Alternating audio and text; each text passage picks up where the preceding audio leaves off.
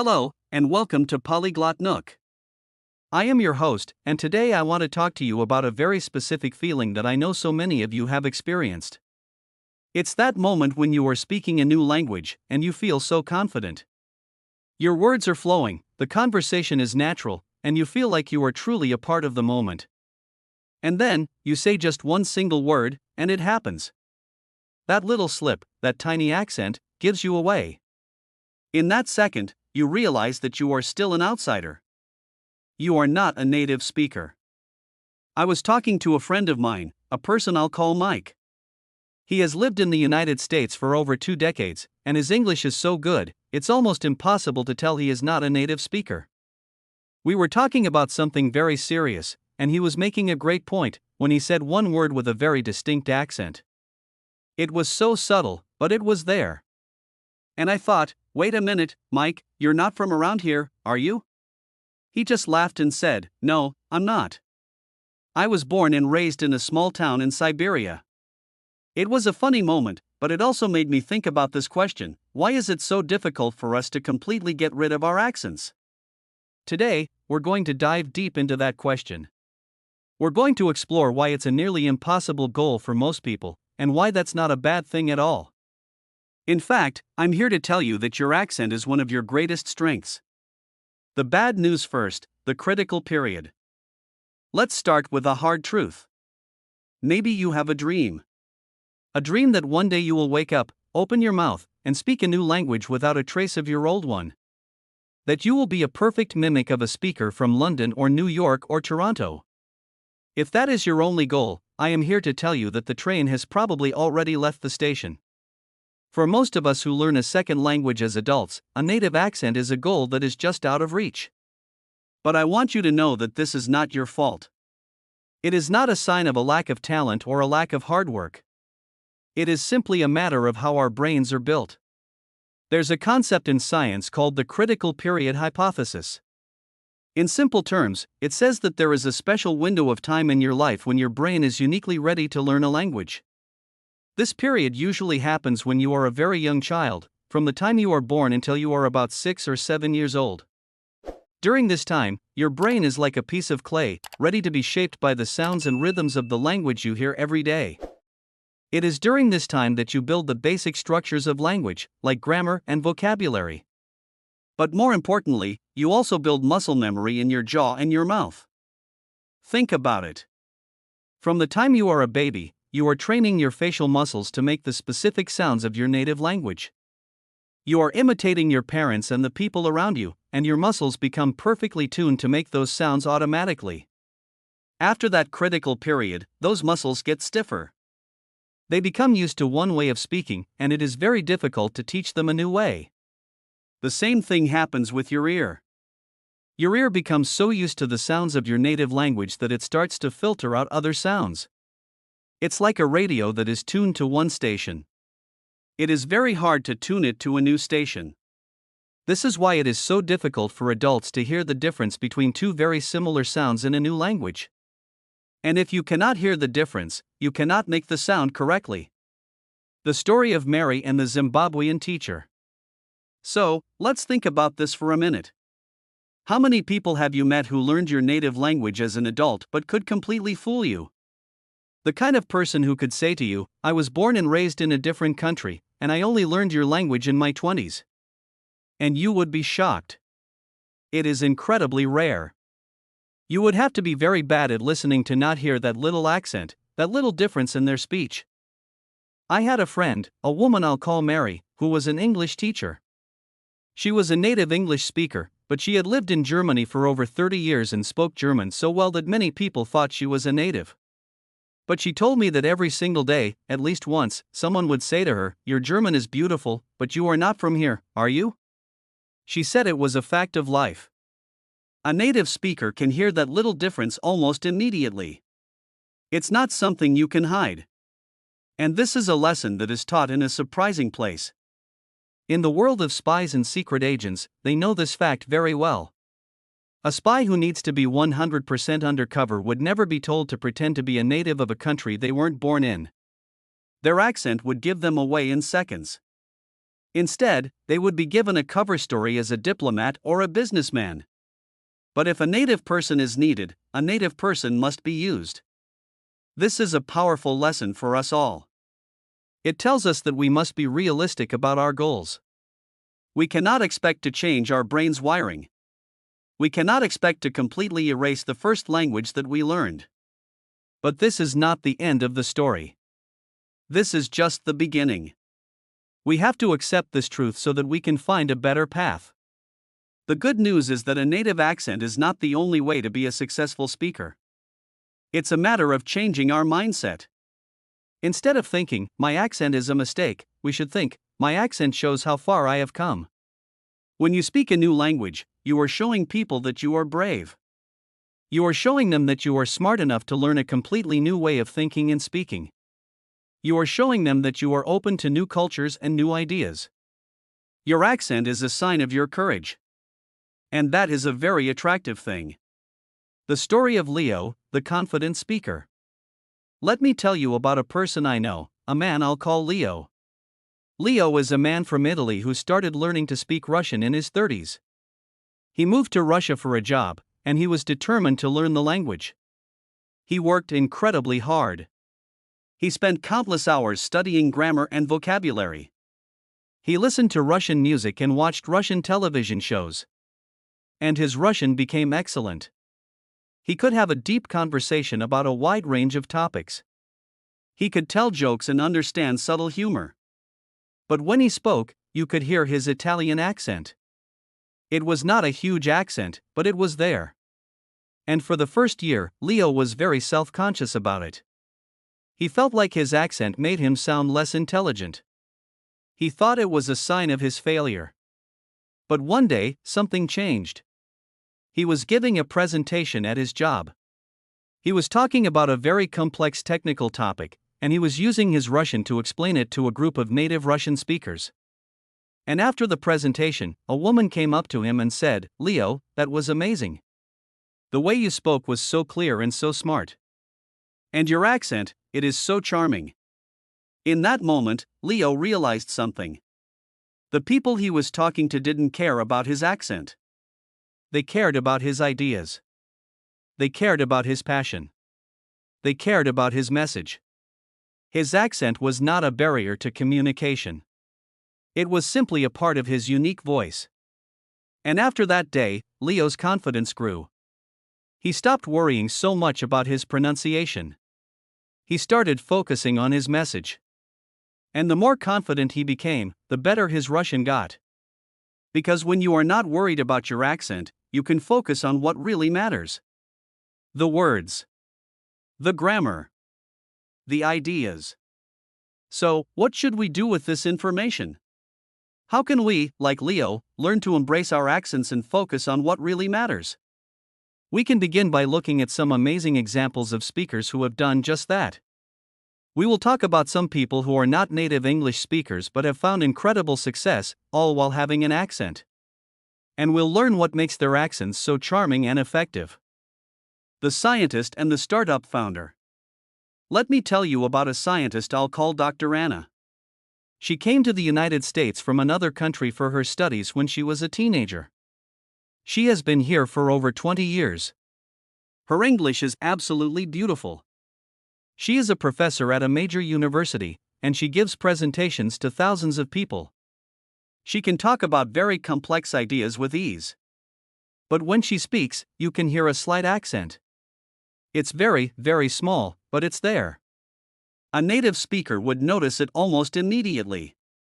But what happens when people hear her speak? They don't think, she has an accent. They think, wow, she is so smart. They associate her accent with her intelligence, her education, and her unique background. It is not a flaw in her speech. It is a part of her authority. Now, let's look at another example. Let's talk about a young woman I'll call Sophia. Sophia is the founder of a technology startup in the city of Boston. She came to the United States when she was a young girl, in her early teens. Her English is almost perfect. If you heard her speak on the phone, you would probably think she was a native speaker. But when you talk to her in person, you can notice a few very small things.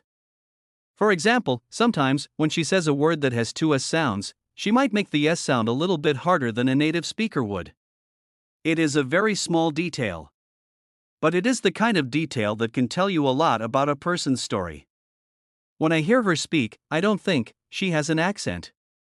I think she is a brilliant entrepreneur who is working hard to build something new. Her small accent is not a problem. It is a sign of her journey.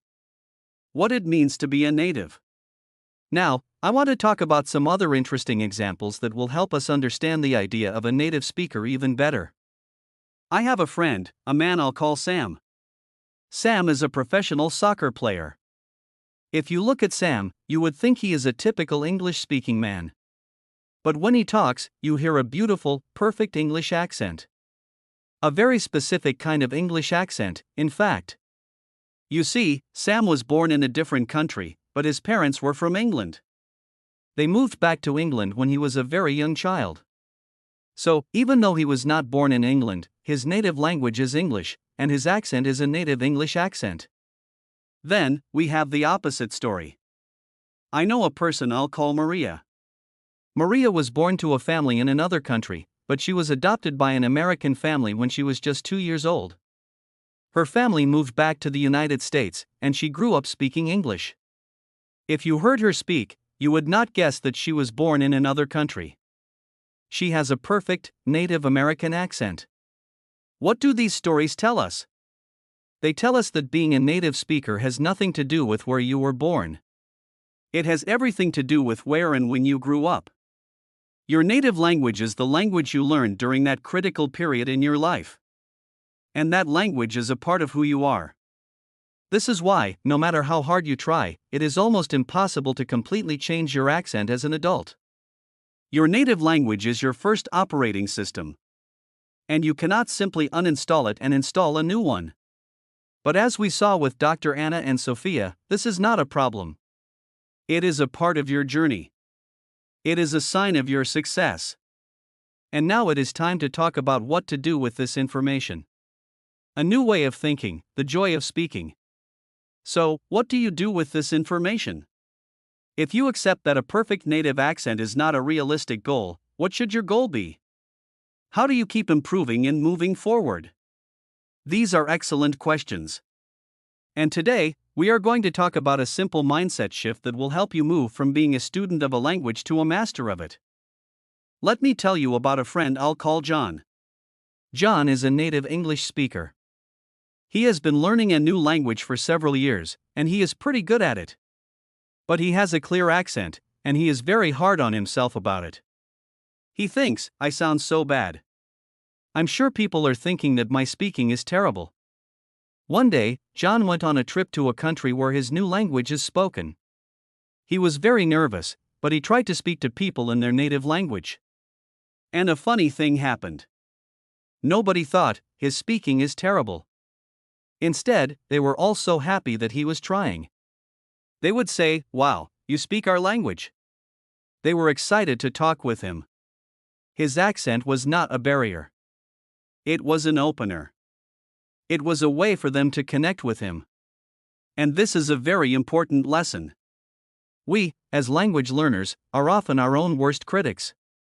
We think that everyone around us is judging our every single word. But the truth is, most people are not thinking, he has an accent. They are thinking, wow, he is speaking my language. How cool is that? When you hear someone speaking your native language with a clear accent, you don't think, this person is bad at speaking. You think, wow, this person is so smart. They must have worked so hard to learn my language. And that is exactly how people feel about you. The 4 pillars of confident speaking. So, with this new perspective, what are the most important things to focus on? You should not relax. You should continue to work hard. But you should put your energy into things that will give you the most benefit. Here are 4 simple rules to follow. First, perfect your foundation, grammar and vocabulary. A perfect accent with bad grammar is much harder to understand than a non-native accent with good grammar. If you want to be a clear and effective speaker, you must have a strong foundation of grammar and vocabulary. These are the building blocks that you use to create your sentences. The more words you have and the more you understand how to put them together, the more easily you will be able to express yourself. This is a long-term process, but it is one of the most important things you can do. Second, focus on clarity, not mimicry. Your goal is to be understood, not to be a perfect copy of a native speaker. Instead of worrying about every single sound, focus on the big three: stress, rhythm, and intonation. Getting these right will make your speech flow and be understood, even if your individual sounds are not perfect. For example, in English, the stress on a word or in a sentence can change the meaning. Practicing this will make a huge difference in how clear you sound. Third, practice speaking fearlessly. The more you speak, the more confident you will become. This is the most important step of all. You can do all the study in the world, but if you don't speak, you will not get better. Find a language partner, a friend, or a tutor. Look for opportunities to speak every single day. Don't be afraid to make mistakes. Every mistake you make is a lesson you have learned. The goal is not to have a perfect conversation. The goal is to have a conversation. Fourth, embrace your individuality. Your accent is your unique signature. It is a part of your story. It shows people where you are from and where you have been. So, instead of trying to hide it, you should embrace it. Your accent shows people that you are a person of the world. It is a sign of your intelligence, your hard work, and your courage. It is a part of what makes you, you. This is a long-term process. It is not a quick fix. But if you follow these 4 simple steps, you will become a more confident, more effective, and more successful speaker. And you will learn to love your unique voice. The final takeaway: your unique voice. I want to leave you with one final thought. Your language journey is not a race to a finish line where you suddenly become a native speaker. It is a creative act. You are taking the building blocks of a new language and building something that is completely your own. And your accent is the unique texture, the personal touch, that makes your creation special. Think of your favorite artist. Their style is a mix of their inspirations, their training, and their own unique vision. And what makes them great is not that they are a perfect copy of someone else, but that they have a style that is completely their own. They have a voice that is unique. And that is what you are doing with language. You are finding your voice. Your accent is a part of that voice. It is what tells the world that you are a person who is brave enough to learn, smart enough to grow, and confident enough to share your unique perspective. You should be proud of every single sound, every single word, that comes out of your mouth. So, from this day forward, I want you to change your goal. Your new goal is not to have a native accent. Your new goal is to have a confident accent. A voice that is clear, a voice that is respected, and a voice that is completely your own. A final word and thank you. This journey of language learning is a long one, and it is a hard one. But it is also one of the most rewarding journeys you can take. There will be times when you feel frustrated. There will be times when you feel like you are not making any progress. But in those moments, I want you to remember all the things we have talked about. Remember that every conversation is a victory. Every new word is a new tool. And every time you speak, you are building a bridge to a new world. Thank you so much for joining me on this journey. It has been an honor to share these ideas with you. I truly hope this podcast has given you a new perspective and the confidence to continue on your path. If you enjoyed this podcast, please hit that subscribe button, give us a thumbs up, and share this episode with a friend who might need to hear this message. And be sure to ring the notification bell so you don't miss our next episode. Until next time, keep learning, keep growing, and keep speaking. This is Polyglot Nook.